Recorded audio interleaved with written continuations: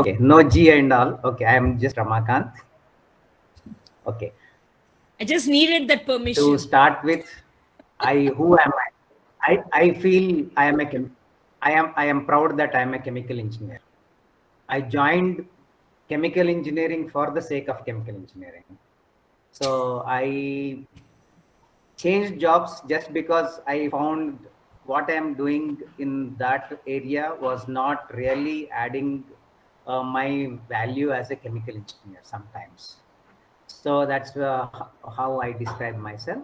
And I donned many caps, including okay. I passed out from OUCT in '87, and then joined IISc Bangalore for my masters and continued for PhD.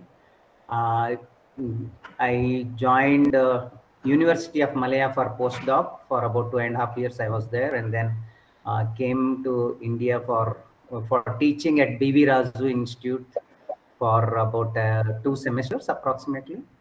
And then I moved back to Singapore for a project where I had to work with on university industry tie-up project.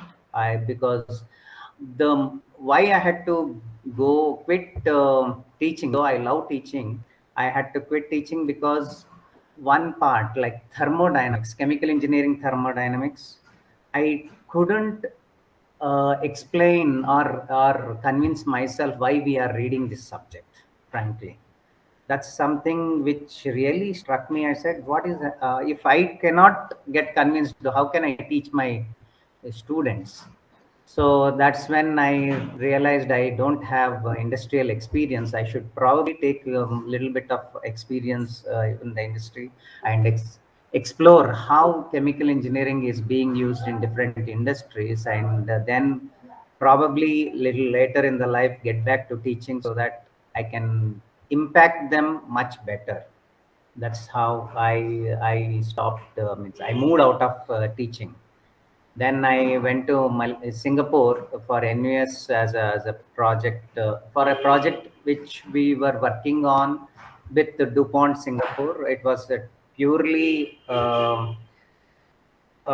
project that develops a simulation part software for part of their existing plant to improve improve the productivity and things like that. So that's how I also got into understand the nonsense of what simulation is. Okay, that's when I got to know about the simulation Aspen Plus, and then how. Okay, somewhere underlying is some thermodynamics involved. That's what I just started realizing. And then I came back because of some family commitments. My father was not well and things like that. So I joined as a scientist in IICT Bangalore. But soon I moved to software development where it was chemical engineering software. It was Pro 2. Am I there? Yes, Am I sir. audible? Somewhere I think. Okay. Okay. Yes. So I was software development engineer in Pro 2 for about 4 or 5 years, and then went to GE as an application engineer for the Pro 2 to develop power related part of the software in Pro 2. So that's how my journey with I was still in means I kept myself in touch with chemical engineering so that I don't miss out on that. I really quit software because one suddenly I realized the models that I am developing, I will not be able to see them in the next decade, 1 decade or even more, because the by the time they get into the design and then become a plant and a reality, it is like almost 1 to 2 decades. That's what I realized, and then I said, no, this is not I should be doing. So I should be doing something much more where I can see more results in the. So that's how I went into the application part, and then in GE we were working on some power related software development, it's power related designs basically.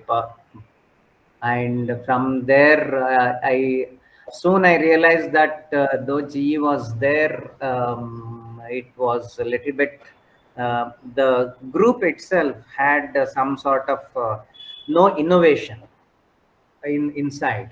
So that I talked to my manager and told him my concern that see in this group I don't see any innovation. So because of that, the soon we will all be disoriented, and then within 2 3 years all of us will get bored with the job.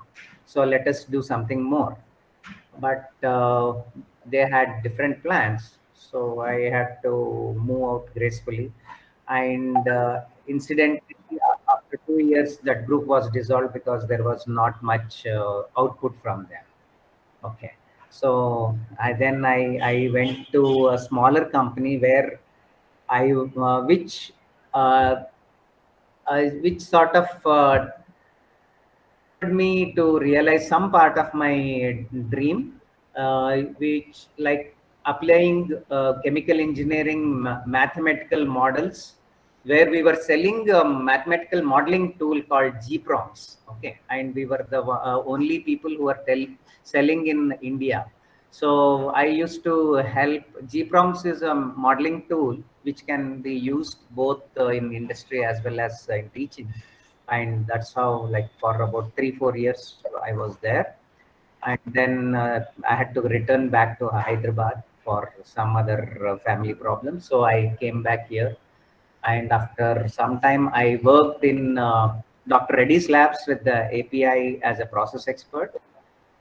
There yes, I was able to I feel nice when I say that I was able to identify some problems. Like for example, there were mixing problems in different in when they scaled up. Okay, so I understood what was the problem, and in different 3 4 different areas they were failing. So I gave them a map or how to overlap what exactly needs to be done, what we should see before we take up a set of mixing speed in the reactor to get the same kind of product that we are getting in the lab.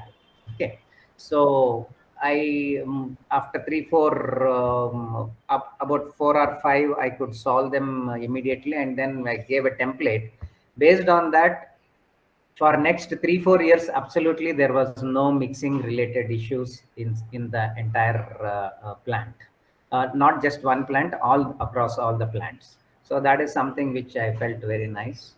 And then I moved to the formulations group. There also was able to crack some of the problems which were bogging them down, and in the first attempt. And that's how, like, that's where I was able to contribute whatever little bit uh, from the understanding. Since I am from IAC, we were trained IAC.